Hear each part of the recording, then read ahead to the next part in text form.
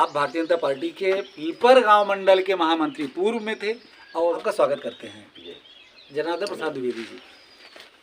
क्यों लोग दे देंगे आपको वोट? कैसे लगता है कि हम आपकी 400 पार हो जाएंगे? जी देखिए, चुनाव जो है ये देश का चुनाव है, तो मुद्दे भी देश के होंगे और राष्ट्र के मुद्दे होंगे। ये बहुत छोटे मोटे मुद्दे मायने नहीं रखते हैं यहाँ के। हालांकि हमारी सांसद महोदया श्रीमती मेनका संजय गांधी जी ने बहुत छोटे से मुद्दे लेकर के अगर कोई व्यक्ति उनको टेलीफोन किया होगा या उनके पास गया होगा तो उन्होंने कभी इस बात को नहीं पूछा कि आप किस जाति के हैं, किस धर्म के हैं, किस बिरादरी के हैं, कौन किसके माध्यम से आप हमसे मिलने आए हैं। उनका एप्लीकेशन डायरेक्ट पढ़ा होगा और पढ़ने के बाद संबंधित अधिकारी को तुरंत जो है उन्होंने निर्देश किया होगा कि इसका कार्य करके हमें आप बताएंगे। इस तरीके का उनका कार्य करने की शैली रही है। लेकिन मैं कहना चाहता हूँ ये चुनाव केवल मेनका गांधी तक सीमित नहीं है, ये देश का चुनाव है, राष्ट्र का चुनाव है। पूरा विश्व इस चुनाव को देख रहा है कि आदरणीय मोदी जी जिस तरीके से बिना किसी धर्म के, बिना किसी संप्रदाय के, बिना किसी और सब जातियों में आए हुए सबका समभाव से, जैसे गोस्वामी जी ने कहा है, एक चौपाई है कि महाराज अब कीजिए सोई, सबकर धर्म सहित हित होई। तो उन्होंने पूर्ण रूप से रामराज की जो कल्पना थी उस तरीके से कभी किसी विशेष जात संप्रदाय को आड़े आने नहीं दिया और पूरा विकास के साथ साथ संस्कृति को भी बचाए रखने का, हमारी जो धरोहर है उसको पुनर्जीवित करने का कार्य किया है। और राष्ट्र को जो हमारी सीमाएं हैं उसमें जो है हमारे ऊपर कभी आंच नहीं आने पाई है। यदि कोई इस प्रकार का कार्य करने का प्रयास भी किया है, दुस्साहस किया है, तो उसका ईंट का जवाब हम लोगों ने पत्थर से दिया है, हमारी सरकार ने दिया है, आदरणीय मोदी जी ने दिया है। और ये पूरा विश्व जानता है। केवल विपक्ष को छोड़ दें, हम कांग्रेस को छोड़ दें जो पूर्ण रूप से मतलब विपक्ष में है, बाकी छोट भैया को लेकर के जुटी हुई है, लेकिन जो है केवल विपक्ष को नहीं मालूम है, बाकी पूरे विश्व को मालूम है कि मोदी जी तीसरी बार पूर्ण बहुमत से अपनी सरकार बनाने जा रहे हैं। आपके यहाँ सुल्तानपुर में लोकसभा में भीम निषाद आए हैं, इनको आप कैसे लेते हैं? देखिए, भीम निषाद एक बेतुका बयान उनका भी सामने आया। एक बार हमने देखा कि उन्होंने कहा कि भारतीय जनता पार्टी वालों को तो वो मारने लायक काम करते हैं, इस तरीके का उनका बयान आया। तो हमने उसी बयान को लेकर के हमने ये समझ लिया कि ये किस तरीके से, चूँकि पार्टी जहाँ से जिसका जैसे निर्माण हुआ, जिस पार्टी से वो आए हैं उसी पार्टी की भाषा बोलेंगे, उनकी चाहे मजबूरी हो और चाहे, चूँकि निषाद जो है पूरी तरीके से निषाद पार्टी भारतीय जनता पार्टी के समर्थन में है। अब मजबूरी उनकी है कि वो निषाद को तोड़ना चाहते हैं, जबकि ऐसा कदापि होगा नहीं।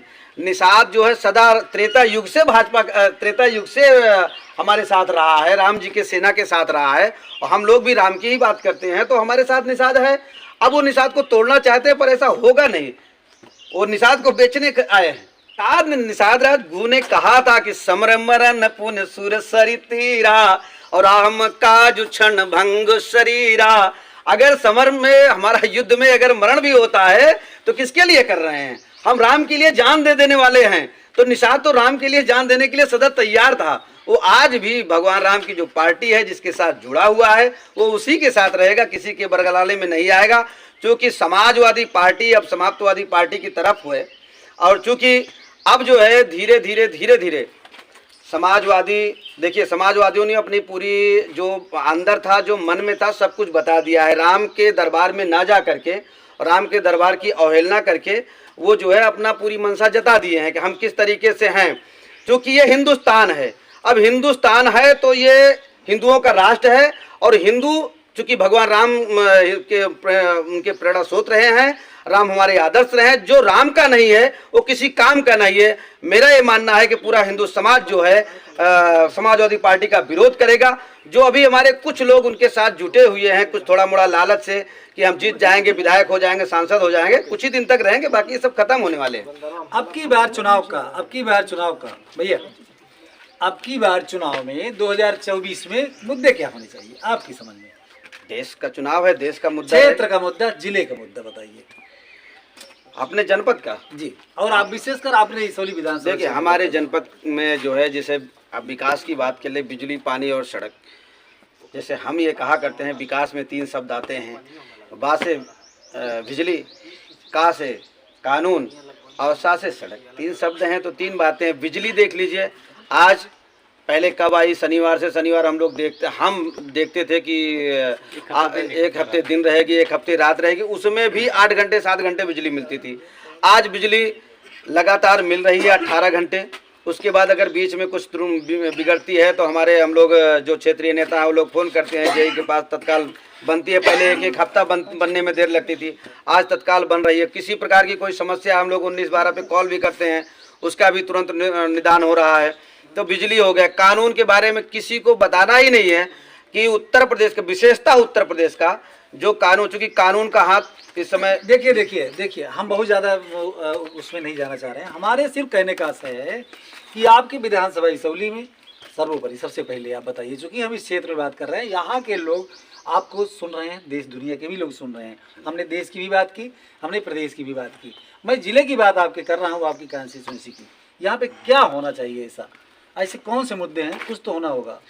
देखिए यहाँ पे मुद्दे, पहला जो मुद्दा था सबसे पहले ये था कि जो बाहरी प्रत्याशी आता था वो कभी टिकता नहीं था। जीत जाने के बाद जनता के साथ छलावा हो जाता था और जनता 5 साल परेशान रहती थी।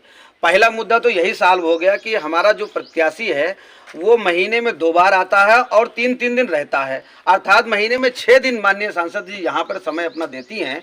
तो ये सबसे बड़ी बात है। दूसरी बात यह है कि तमाम बड़े मुद्दे सॉल्व हुए। जैसे चीनी मिल बहुत समय पहले से चलती थी और चलते चलते बंद हो जाती थी, अपने असामयिक समय से पहले बंद हो जाती थी। आज चीनी मिल पूरी समय पर चली है, गन्ने का पेराई अच्छी तरीके से हो गया है। तीसरी बात यह है कि माननीय सांसद जी ने कहा था, मेनका जी ने, कि जिले में, जनपद में घुसने से ही लग जाना चाहिए कि हम एक अच्छे जनपद में घुस रहे हैं। आज जनपद की दोनों सड़कें, मुख्य जो दोनों सड़कें हैं, चाहे वो लखनऊ मार्ग रहा हो, चाहे जो है इलाहाबाद मार्ग रहा हो, प्रयागराज का जो मार्ग है, तो वो अब देखिए चौड़ीकरण हो गया, 2 लेन सड़क बन गई है। आराम से लोग सुगमता से, अब शहर में उतना जाम नहीं लगता है।